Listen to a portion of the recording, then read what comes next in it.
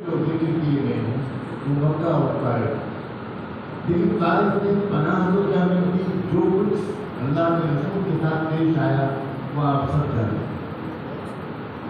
بدترین درجے کی اور لنچنگ، بدترین درجے کا ٹارچر اللہ کے رسول پر ہوا، اور آپ زخموں سے چور حالت میں اس طرح مکے پہنچے ایک لمبی حالت میں۔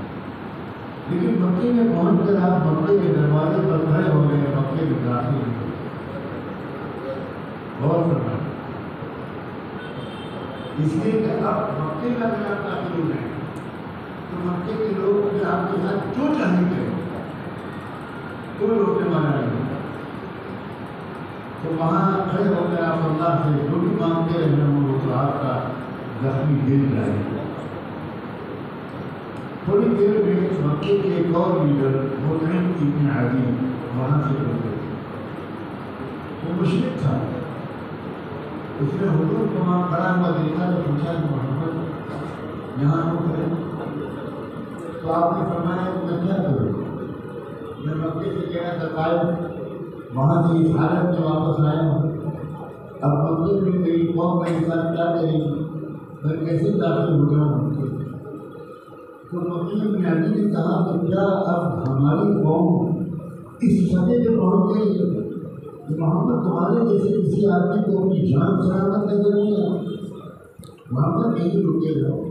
پھر مطعم بن عدی نے اپنے چاروں بیٹوں کو بلوایا اور یہ کہا کہ اچھی طرح ہتھیار اور اسلحہ لے کر آؤ اور اونٹ لے کر آؤ۔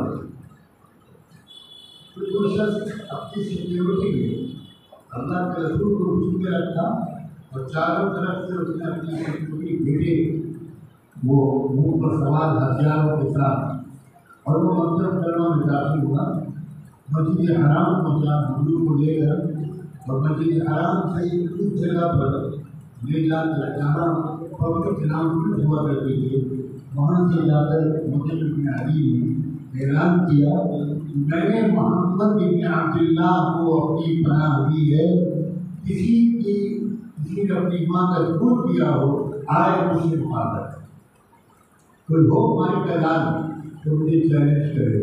مکے میں خبر پھیل گئی کہ مطعم بن عدی نے اب جھوٹا مطالب کا انتقال ہو چکا تھا، اب مطعم بن عدی کی سرکار بن گیا۔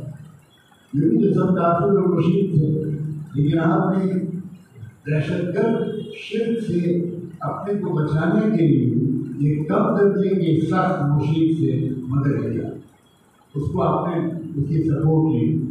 اور اس سے بھی زیادہ واضح ہوئی جب ہجرت کے بعد آپ مدینہ منورہ پہنچے تو مدینے پہنچنے کے بعد پہلا کام آپ نے کیا کیا؟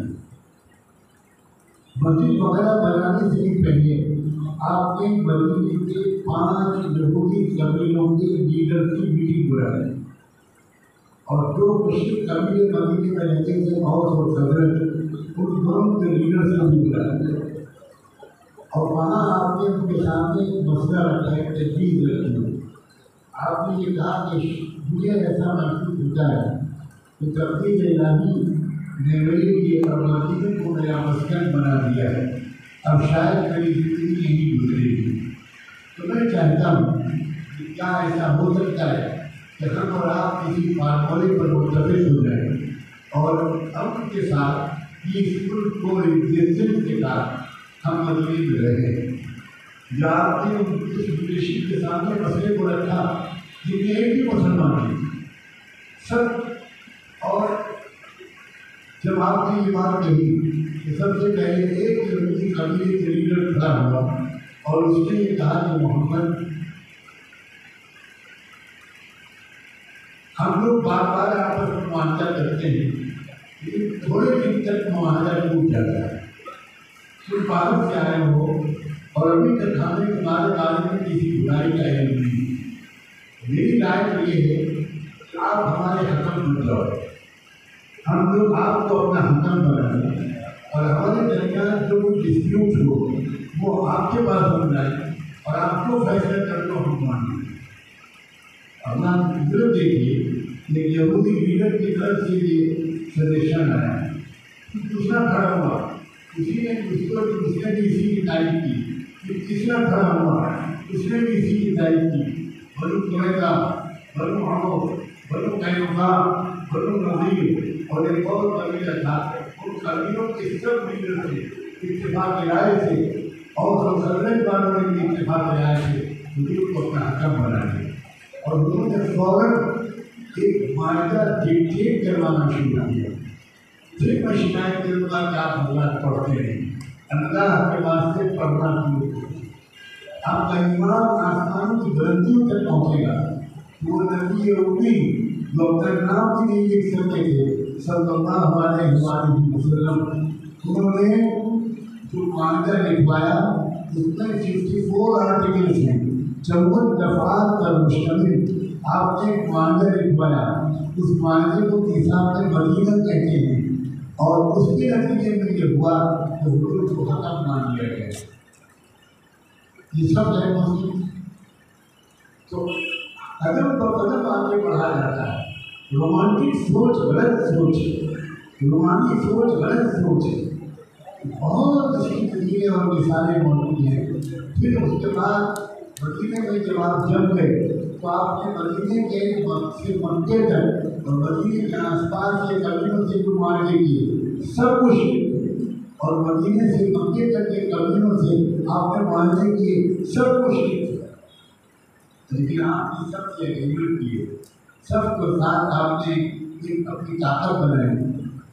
کاش کہ آپ نے پڑھا ہوتا، پاک حضور صلی اللہ علیہ وسلم کی قیادت کا ایک انوکھا واقعہ پڑھتے کہ جب مکے کی فتح ہوئی تو اگر آپ نے پڑھا ہوتا، میں بار بار ذرا آپ کو تکلیف دے رہا ہوں یہ کہتے ہیں، تو آپ کو دل میں یہ احساس پیدا ہوتا 10,000 صحابہ کرام کو لے کر اللہ کے رسول مدینے سے مکے پہنچ گئے، اور مکے والوں کو خبر ہی نہیں ہوئی، انہوں نے راستے میں آ کے روکا کیوں نہیں؟ کیوں یہ سوال پیدا ہے؟ اس لیے کہ آپ نے پڑھا ہے۔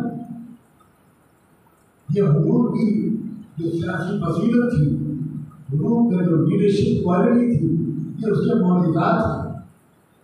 آپ نے مکہ مکرمہ کے سفر سے کئی سال پہلے نہایت خاموشی کے ساتھ ایک کام شروع کیا تھا کہ مدینے سے مکے کے راستے میں جتنے قبیلے رہتے تھے ان سب قبیلوں کے پاس صحابہ کی جماعت بھیجتی تھی آپ، اور ان سے پولیٹیکل معاہدے سائن کرتے تھے سب سے، اور وہ معاہدے جو ہوتے تھے ان معاہدوں میں ایک آئٹم یہ ہوتا تھا کہ تم ہمارے راز فاش نہیں کرو گے، ہم تمہارے راز فاش نہیں۔ اصل میں محمد رسول اللہ صلی اللہ علیہ وسلم کی ذات کے بارے میں ہمارے جو تصورات ہیں وہ یہ کہ معاذ اللہ میرے لیے کو معاف فرمائے کہ حضور ایک بڑے بزرگ آتے ہیں، حضور نبی بھی تھے، رسول بھی تھے، رسولوں کے سردار بھی تھے، لیڈر بھی تھے، سیاسی رہنما بھی تھے، فوجی جنرل اور قائد، ہمیں پہچانے نہیں رسول ہو۔ چنانچہ اسی کا نتیجہ تھا 10,000 صحابہ کا موومنٹ ہو رہا ہے، گھوڑے اور اونٹ ساتھ میں ہیں، اور لے کر آپ مکے پہنچ گئے۔ مکے کے قریب وادی عثمان ہے، وادی عثمان میں آپ نے پڑاؤ ڈالا، کب مدینے مکے والوں کو خبر ہوئی ارے محمد تو یہاں تک پہنچ گئے، محمد تو اسی بڑے قافلے کو لے کے یہاں تک پہنچ گئے، یہ کیسے ہو گیا؟ اس وقت مکے کے سپریم لیڈر تھے ابو سفیان، مشرکین مکہ میں۔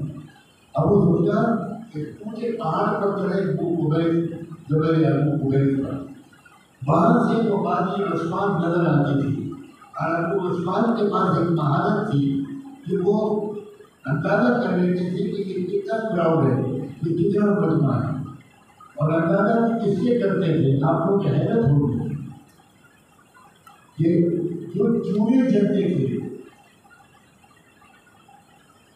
حضور صلی اللہ علیہ وسلم کا معمول تھا کہ جب صحابہ کو لے کر آپ کہیں جاتے تھے تو 10 صحابہ کی ایک جماعت بنا لیتے تھے، اور وہ 10 صحابہ مل کر ایک چولہا جلاتے تھے، وہ چاہے دودھ گرم کرنا ہو یا اور کوئی مقصد ہو۔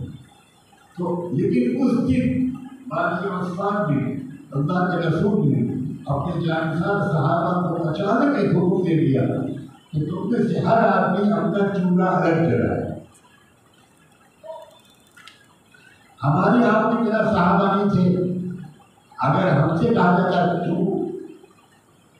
क्यों आज हमारे क्या वजह है? माशाल्लाह जो पढ़े लिखे हजरात हैं उनसे ज़्यादा अहमकाना सवाल करने वाले लोग मुझे कहेंगे बिना वजह की बकवास। साहबा सवाल नहीं करते, समय ना हुआ कहा जब फिर कहला रसूल अल्लाह कह दिया आपने अपने चूल्हे अलग जलाओ, सब करके चूल्हे। अब सुनो, अबू सुफियान ने जब जबल अबू उमैस पर चढ़कर चूल्हों को अंदाजा लगाया तो उसने अंदाजा लगाया कि 10,000 चूल्हे जलेंगे और 10,000 to 10 ये तो 10 आदमी पर एक चूल्हा जला करता है, ज़्यादा ये 1,00,000 का मजमा है। समझ में आया कुछ? बड़े कवि लोग बैठे हैं, 10,000 लोग, इसका मतलब है कि 10 आदमी में एक चूल्हे तो 1,00,000 चूल्हे हो गए। उसने पहाड़ से उतरा अबू सुफियान ने अपनी कौम को हिदायत की, सरेंडर कर दो, हथियार डाल दो, लड़ाई करने की गलती मत करना, 1,00,000 लोगों का मुकाबला हम नहीं करेंगे। यह है रसूलुल्लाह। अब ये जो कहना है ये कुफ्र है और ये शिर्क है और उससे बात करना, उनको वोट देना, क्या कहूँ, इतनी नावाफियत और कैसी जिहालत, कैसी नादानी, कैसी नादानी। रसूलुल्लाह सल्लल्लाहु अलैहि वसल्लम मक्के से मदीने हिजरत के लिए आए, गाइड कौन था? किसी को पता है भाई? कैसे लोग हैं? मक्के से मदीने के रास्ते का गाइड कौन था भाई? कोई तो बताओ। ये है जिहालत, इसका ईमान। मक्के से मदीने के रास्ते की गाइडेंस के लिए एक मुश्किल को लिया गया। एक काफी था जिसने मक्के से मदीने के रास्ते तय कराया। तो भाई इस्लाम की हकीकत पसंद है, तो रोमांटिक किस्म की अप्रोच इस्लाम नहीं सिखाता। अल्लाह ताला हम लोग को भूल के ना होंगे।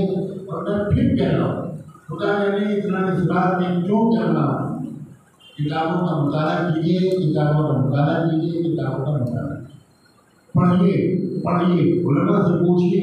किताबों की लंबी फहरिस्त है, बेहतरीन किताबें लिखी,